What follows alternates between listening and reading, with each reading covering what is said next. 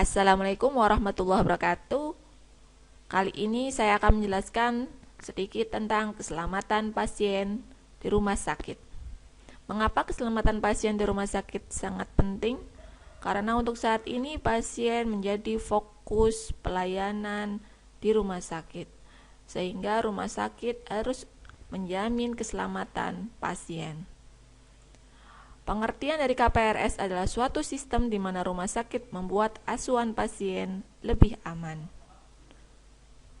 Ada 6 sasaran keselamatan pasien, atau di internasional disebut dengan International Patient Safety Code. Yang pertama adalah ketepatan identifikasi pasien, yaitu tentang identifikasi pasien. Yang kedua, tentang peningkatan komunikasi yang efektif. Komunikasi efektif. Yang ketiga, peningkatan obat high alert. Tentang obat high alert ya. Untuk yang keempat, kepastian, tepat lokasi, tepat prosedur, tepat pasien operasi. Yang kelima, tentang pengurangan resiko infeksi. Yang keenam, pengurangan resiko pasien jatuh. Jika dari keenam ini dilaksanakan dengan baik, insya Allah untuk keselamatan pasien akan terwujud. Ini landasan hukumnya. Jadi seluruh rumah sakit harus menerapkan keselamatan pasien. Saya akan menjelaskan dari masing-masing 6 sasaran keselamatan pasien. Yang pertama, ketepatan identifikasi pasien. Sebagai alatnya adalah gelang identitas pasien. Untuk gelang identitas ada 2, yaitu biru dan pink. Untuk gelang biru untuk pasien laki-laki, sedangkan gelang pink untuk pasien perempuan. Selain gelang identitas ada juga gelang penanda, yaitu gelang warna merah untuk pasien yang memiliki alergi obat, sedangkan warna kuning menunjukkan pasien tersebut memiliki resiko jatuh, sedangkan gelang ungu menunjukkan pasien tersebut atau keluarga pasien tersebut melakukan penolakan jika terjadi henti jantung, dilakukan RJP atau resusitasi jantung paru yang dinamakan DNR atau do not resuscitation. Untuk identifikasi pasien, ada identitas minimal, yaitu ada 3, nama, tanggal lahir, dan nomor rekam medis pasien. Kita mengarah ke yang kedua.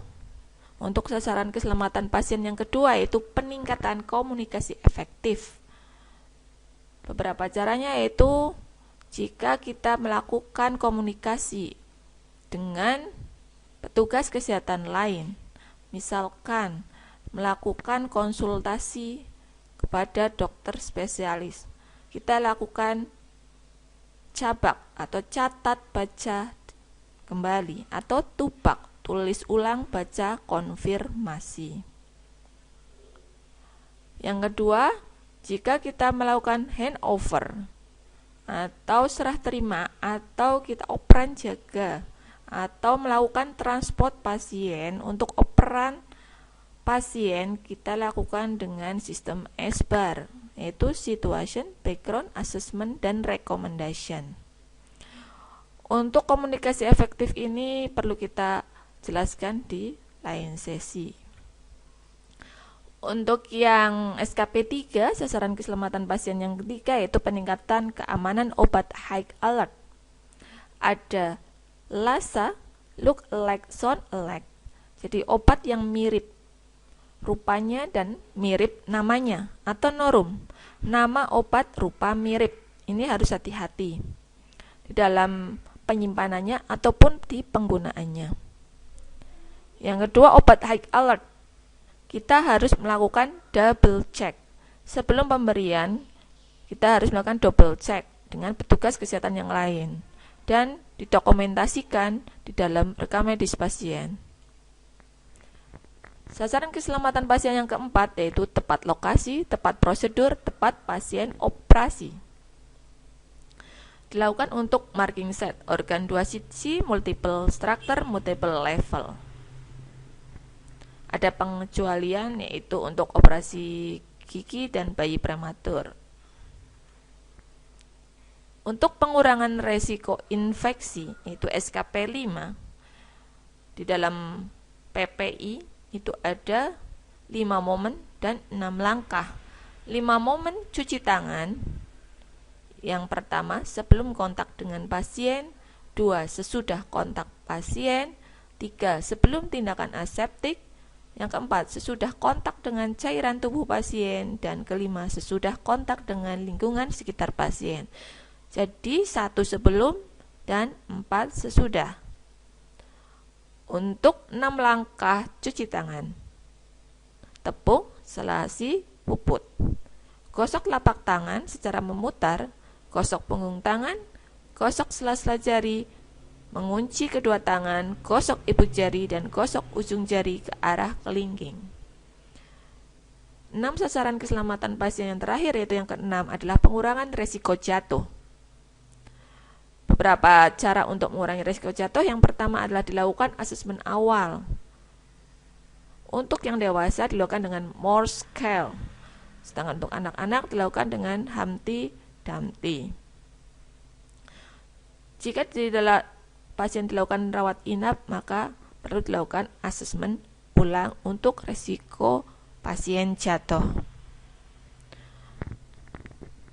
Itu tadi 6 sasaran keselamatan pasien. Selanjutnya, jika ada kejadian tentang keselamatan pasien, kita juga perlu melakukan pelaporan, yaitu sistem pelaporan insiden keselamatan pasien. Ada beberapa insiden keselamatan pasien atau yang disingkat dengan IKP. Yang pertama, kondisi potensial cedera atau KPC. Itu kondisi di mana berpotensi terjadi cedera. Kondisi yang sangat berpotensi untuk menimbulkan cedera, tapi belum terjadi insiden. Yang kedua, kejadian nyaris cedera atau KNC, yaitu terjadi insiden yang belum sampai terpapar ke pasien. Misalkan akan memberikan obat yang salah, tapi ketika saat akan memberikan, petugas sudah menyadari sehingga belum terjadi atau kejadiannya belum sempat masuk obatnya. Yang ketiga, kejadian tidak cedera. Sudah terjadi tapi tidak menimbulkan cedera. Itu insiden yang sudah terpapar ke pasien tetapi tidak timbul cedera. Misalkan setelah memberikan obat namun tidak ada cedera kepada pasien. Itu KTC. Yang keempat adalah kejadian tidak diharapkan atau KTD. Adalah insiden yang mengakibatkan cedera kepada pasien. Sudah terjadi dan menimbulkan cedera. Sedangkan yang terakhir yaitu yang sentinel adalah insiden yang mengakibatkan kematian atau cacat permanen pada pasien. Jadi akibatnya tidak bisa fatal sampai kematian atau cacat permanen. Ini adalah alur pelaporan untuk IKP. Jika terjadi insiden, dilakukan tindak lanjut dulu, diselesaikan dulu. Kemudian setelah pasiennya tertangani, kita mengisi form insiden keselamatan pasien paling lambat 2 kali 24 jam. Selanjutnya diserahkan ke tim KPRS di rumah sakit. Selanjutnya diserahkan ke ketua KPRS, dilakukan grading resiko, dan dilakukan investigasi oleh anggota TKPRS. Nanti laporan dan rekomendasi untuk perbaikan. Hasil laporan dan rekomendasi dilaporkan ke direktur rumah sakit. Hasil rekomendasi diberikan umpan balik ke unit yang terkait. Dan untuk pelajaran agar tidak terjadi kembali. Dan dilakukan monitoring dan evaluasi. Untuk saat ini setelah tindak lanjut mengisi form, diserahkan ke kepala ruang atau kepala unit terkait dan dilakukan grading resiko oleh masing-masing unit dahulu, kemudian baru dilaporkan ke TKPRS. Terima kasih. Mungkin sedikit sharing tentang keselamatan pasien di rumah sakit. Dari saya cukup sekian, kurang lebihnya mohon maaf. Wassalamualaikum warahmatullahi wabarakatuh.